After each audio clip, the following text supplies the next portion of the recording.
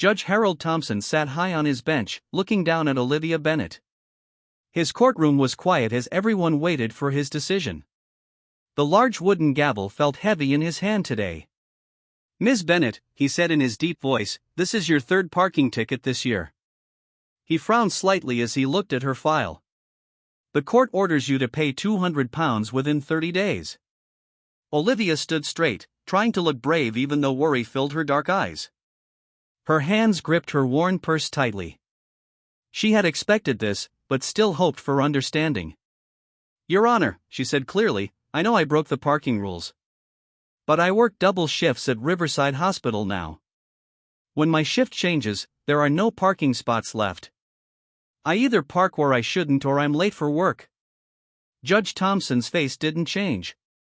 For 20 years, he had heard every excuse possible. Young people always had reasons why rules shouldn't apply to them. He believed in order, in following the law exactly. "The fine remains, Ms. Bennet," he said coldly. Then he called, "Next case," dismissing her without another thought. As Olivia collected her papers and turned to leave, she glanced up at him. For just a moment, their eyes met. Something unexpected passed between them, not understanding exactly, but perhaps recognition. They were both people, not just a judge and a defendant. The moment ended quickly. Olivia walked down the center aisle of the courtroom, past rows of hard wooden benches. Her shoes made soft tapping sounds on the marble floor. Outside, rain fell steadily against the tall courthouse windows. The gray sky matched Olivia's mood. She stood under the building's stone entrance, watching water puddle on the steps. £200, she whispered to herself. The amount seemed huge. Her small nurse's salary barely covered her rent and student loans. Last month, her car needed repairs. Last week, her mother had called asking for help with bills. Olivia checked her watch. She had just enough time to grab a quick lunch before her shift started. She pulled her coat tighter and stepped into the rain, hurrying toward the bus stop. Meanwhile, Judge Thompson moved through the rest of his cases efficiently, his mind already forgetting Olivia Bennet. Until later, when his assistant handed him his schedule for the following week. "Don't forget your knee surgery on Tuesday, sir," his assistant reminded him. Thompson nodded, suddenly feeling a twinge in his right knee. The pain had been getting worse for months. Cricket, his favorite sport since childhood, had finally worn down the joint. Riverside Hospital, 8 in the morning, his assistant continued. "They said no food after midnight. Someone will need to drive you home afterward." The judge nodded again, but his mind had caught on something. Riverside Hospital. Wasn't that where that woman worked? The one with the parking tickets? He nearly mentioned it, then stopped himself. What did it matter? She was just another case, one of thousands he'd seen over the years. Later that evening, Olivia arrived home exhausted. Her small apartment was cold, she kept the heat low to save money. She kicked off her shoes and fell into her sofa, too tired even to make dinner. Her phone buzzed with a text from her supervisor, "Can you cover Mary's shift tomorrow? Emergency in her family." Olivia closed her eyes. Another double shift meant more money, which she desperately needed after the fine. But it also meant 16 hours on her feet, caring for patients who were often in pain and afraid. Of course, she texted back. She always said yes. Her patients needed her. As she finally dragged herself to bed, she thought briefly of Judge Thompson. He had seemed so certain, so unmovable in his judgment. Did he ever wonder about the people who stood before him? Did he ever think about their lives after they left his courtroom? Probably not, she decided. To him, she was just a case number, a parking violation, a fine to be paid. Little did she know that in less than a week, their paths would cross again, in circumstances neither of them could have imagined. Judge Thompson shifted on the thin paper covering the exam table. The hospital gown was too small, and the room was cold. He tried to pull the gown further down his legs but gave up with a sigh. His knee throbbed dully, reminding him why he was here. 3 days had passed since his last cricket game. He had felt the pop in his knee during a simple turn. Years of playing had finally caught up with him. The pain had grown worse each day until his doctor insisted on surgery. Now he sat in a small room at Riverside Hospital, waiting. The clock on the wall ticked loudly. Judge Thompson was not used to waiting. In his courtroom, others waited for him. A soft knock came at the door. "Come in," Thompson called, straightening his back. Even in a hospital gown, he wanted to look dignified. The door opened, and a woman in blue scrubs entered. She carried a clipboard and had a stethoscope around her neck. It took Thompson a moment to recognize her, and when he did, his mouth fell open slightly. "Judge Thompson," she said, looking up from her clipboard. Their eyes met, and he saw the moment of recognition cross her face too. "Ms. Bennett," he said, his voice suddenly tight. "I didn't expect to see you here." Olivia Bennett stood very still for a moment. Then her professional training took over. Her face became neutral, her voice calm. "I'll be your surgical nurse tomorrow," she said, looking back at her clipboard. "I'm here to go over some pre-surgery details with you." Thompson felt heat rising to his face. 3 days ago, he had dismissed this woman from his courtroom with a heavy fine. Now she would be helping with his surgery. "Ms. Bennett," he began awkwardly, "I didn't realize you worked at Riverside." "For 12 years now," she replied, moving to the small counter to prepare her equipment. "I specialize in knee surgeries." "You're in good hands." Thompson watched as she worked. Her movements were quick and sure. She clearly knew what she was doing. "I need to take your blood pressure and other vitals," she explained, wrapping the cuff around his arm. As she leaned closer, Thompson noticed the dark circles under her eyes. Her skin looked dull from lack of sleep. This was a woman working too hard, just as she had tried to tell him in court. Olivia pumped the blood pressure cuff, focusing on her work. "Please try to relax," she said, not looking at him. Thompson tried, but he felt strangely nervous. In court, he had seen her as just another person breaking rules. Now, he would be unconscious while she stood over him during surgery. "Your blood pressure is a bit high," she noted. "Are you nervous about tomorrow?" "A little," Thompson admitted. It was more than the surgery making him uncomfortable now. As Olivia took his pulse, Thompson studied her face. She looked tired but focused. Her hands were gentle but confident. "Ms. Bennett," he said suddenly, "about your case the other day." She looked up, her face carefully blank. "We don't need to discuss that here, Your Honor." "Harold," he said. "Please call me Harold when I'm in a hospital gown." A small smile touched her lips but disappeared quickly. "I need to check your heart now, Mr. Thompson." She placed the stethoscope against his chest. The cold metal made him flinch. "Sorry," she said. "It's always cold." As she listened to his heart, Thompson realized something. For years, he had seen people in his courtroom as cases, not as full humans with lives and struggles. But now he was in Olivia's world, and she was seeing him at his most vulnerable. "Deep breath, please," she instructed. Thompson breathed in, watching her face as she concentrated. How many patients had she cared for? How many lives had she helped save while he had been handing out fines and sentences? "Your heart sounds good," she said, removing the stethoscope. "Now, I need to ask you some questions about your medical history." As they went through the list of questions, Thompson found himself wanting to ask her about her life, about those double shifts, about how she managed. But he kept quiet, answering only what she asked. When she finished, Olivia looked at him directly for the first time since entering the room. "Do you have any questions about tomorrow's procedure?" Thompson hesitated. Will you be there the whole time?" Olivia nodded. "Yes. From prep to recovery." Her voice softened slightly. "Don't worry, Mr. Thompson. We take good care of all our patients." All their patients, Thompson thought. Not just the rich ones, or the important ones, or the ones who were always perfect. Everyone. "Thank you," he said quietly. The bright lights of the operating room blazed above Judge Thompson. The surgical team moved around him in their green scrubs. Moments ago, the anesthesiologist had placed a mask over his face and told him to count backward from 10. 10, 9, 8. Thompson had counted, feeling the medicine beginning to work. His eyes grew heavy. The room started to fade away. By 7, he thought he would be asleep. But something was wrong. His body felt heavy and stiff. He couldn't move his arms or legs.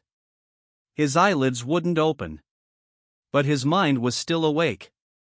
Completely awake. He could hear everything. The beeping of machines. The quiet voices of the surgical team. The metallic sound of tools being arranged on trays. Cold air blew across his exposed knee. He felt pressure as someone cleaned the skin with cold liquid. Panic began to build inside him. He was awake. They were going to cut into his knee while he was still conscious. He tried to scream, to move, to give any sign that he was awake, but his body wouldn't respond. Scalpel, a voice said. Thompson's mind screamed. No. Stop. I can feel everything. Blood pressure dropping, someone called out with concern. Heart rate increasing rapidly, another voice noted. Then came a voice Thompson recognized, Olivia Bennett's voice, clear and steady above the others. Wait, she said firmly. I think he's experiencing anesthetic awareness. The movements around him stopped. Judge Thompson, Olivia said, her voice closer now, if you can hear me, we know you're awake. I'm right here with you. Relief flooded through him. Someone knew. They understood what was happening. Everything is going well with your surgery, Olivia continued, but your body has reacted strangely to the anesthesia. This happens sometimes. I'm going to hold your hand now. If you can hear me, try to squeeze my fingers. Thompson felt the warm touch of her hand against his. He focused all his energy on moving his fingers, just the smallest bit. There. He squeezed, Olivia announced. He can hear us. I'll adjust the medication, the anesthesiologist said, sounding worried. Judge Thompson, Olivia continued, we're giving you different medicine now. You'll be properly asleep very soon. I won't leave your side until then. You're safe. The panic in Thompson's chest began to ease. He still couldn't move, still felt the cold air on his knee, but Olivia's voice gave him something to focus on besides fear. I'm going to explain what you're hearing, she said. That beeping is your heart monitor. It's fast right now because you're frightened, but that's normal. The whooshing sound is your blood pressure cuff inflating. The voices you hear are Dr. Miller, our orthopedic surgeon, and Dr. Patel, our anesthesiologist. Thompson listened, clinging to her words like a lifeline.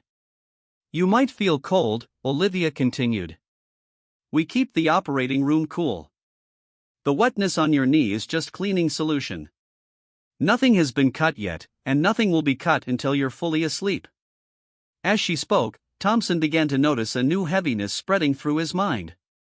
The new medicine was working. Your heart rate is coming down now, Olivia said. That's good. The medicine is starting to work. You'll be asleep soon. Thompson felt her squeeze his hand again. Judge Thompson, I want you to know that everyone in this room cares about you. We all became medical workers because we want to help people. Even people who give us parking tickets. Was there a small hint of humor in her voice? When you wake up, your knee will be fixed, and all of this will just be a memory. The room was growing distant now. Olivia's voice seemed to come from farther away. You're falling asleep now, she said softly. Good. When you wake up, I'll be there in the recovery room. As consciousness finally slipped away, Thompson had one clear thought: this woman, whom he had dismissed so easily in his courtroom, was now his protector. In his moment of greatest fear and vulnerability, Olivia Bennett had become his voice when he had none. The last thing he heard before darkness finally claimed him was Olivia saying to the team, he's under now. We can begin. And then, nothing. The lights in the recovery room were dim when Judge Thompson began to wake up. His head felt fuzzy, and his mouth was dry. His knee was wrapped in thick bandages. A dull pain throbbed beneath them, but it wasn't as bad as he had expected. He blinked a few times, trying to clear his vision. The room slowly came into focus. Machines beeped softly beside his bed. A clock on the wall showed it was nearly 8 in the evening. His surgery had been scheduled for 10 in the morning. As he became more alert, he noticed someone moving quietly at the side of his bed. A woman in blue scrubs was checking the clear bag of fluid hanging above him. She followed the tube down to where it connected to his arm. "Ms. Bennett," he said, his voice coming out as a rough whisper. Olivia turned to him, a small smile on her tired face. "Good evening, Judge Thompson. How are you feeling?" "Thirsty," he managed to say. His throat felt like sandpaper. "That's normal after anesthesia." She poured a small cup of water and held it to his lips. "Small sips, please." The water was wonderfully cool against his dry throat. When he finished, Olivia set the cup aside and checked the monitors beside his bed. Thompson watched her work. His mind was becoming clearer now, and memories of the operating room came back to him. The feeling of being trapped in his own body. The rising panic. And then Olivia's voice, calm and steady, guiding him through the terror. "You stayed," he said, noticing how tired she looked. Olivia glanced at him. "Yes." "What time was your shift supposed to end?" She looked at the clock. "Around 4. Thompson's eyes widened slightly. 4 hours ago? But you're still here. "After what happened in surgery, I wanted to make sure you were okay," she said simply, adjusting his blanket. "Anesthetic awareness can be very traumatic. I didn't want you to wake up alone." "Something unexpected happened then." Judge Thompson felt his eyes fill with tears. He tried to blink them away, embarrassed by this show of emotion. In 20 years on the bench, he had learned to control his feelings. Judges must be logical, not emotional. They must look at facts, not stories. Yet here he was, crying in front of this woman, the same woman he had fined without a second thought just days ago. "Why?" he asked, his voice barely above a whisper. "Why would you stay for me after how I treated you in court?" Olivia stopped what she was doing and looked directly at him. For a moment, she seemed to be considering her answer. "Because that's what we do as humans," she finally said. "We look after each other when it matters most." She straightened the corner of his blanket. "In that operating room, you weren't Judge Thompson. You were just a frightened person who needed help. And I wasn't Olivia Bennett with parking tickets. I was just a nurse who could help you." A tear escaped and ran down Thompson's cheek. He didn't wipe it away.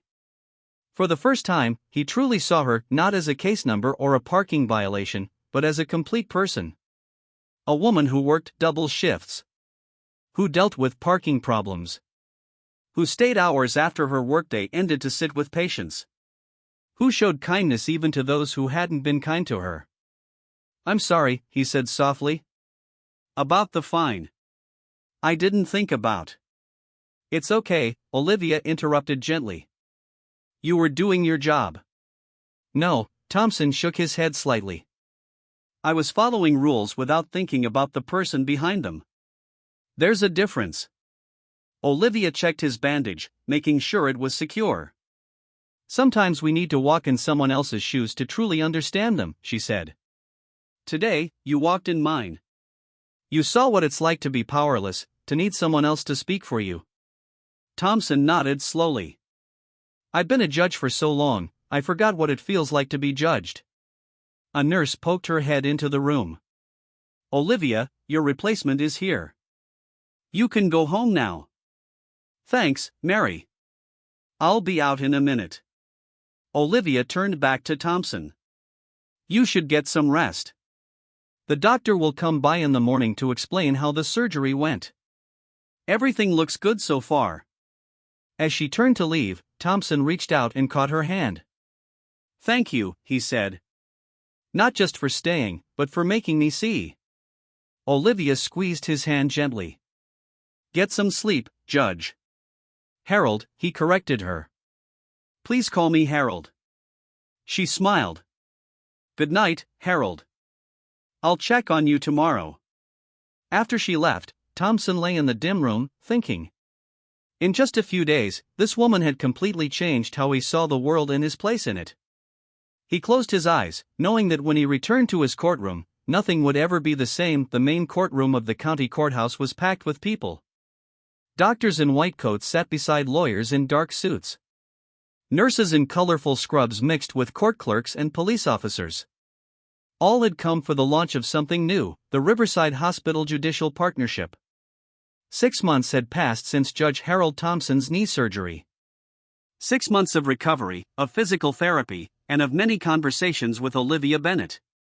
What had begun in an operating room had grown into something bigger than either of them had expected. Thompson stood at the podium at the front of his courtroom.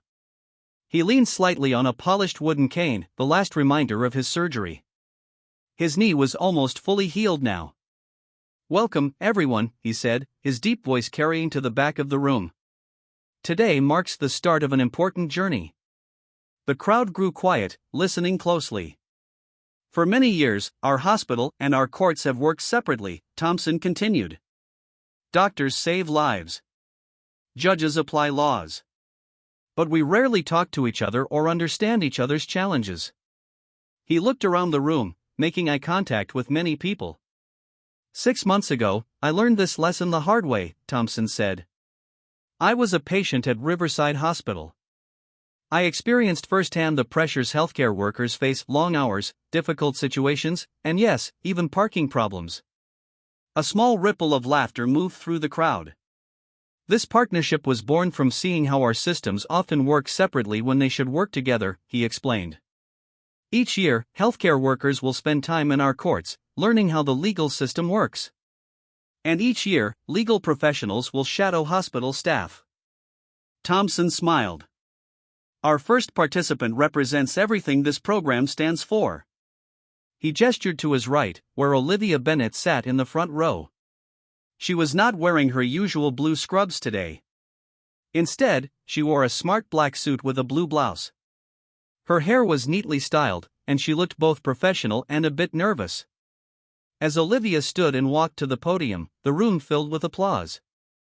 Thompson stepped aside, giving her the spotlight. "Thank you, Judge Thompson," Olivia said, her voice steady despite her nervousness. "And thank you to everyone who has worked to make this partnership possible." Thompson watched her with pride as she addressed the crowd.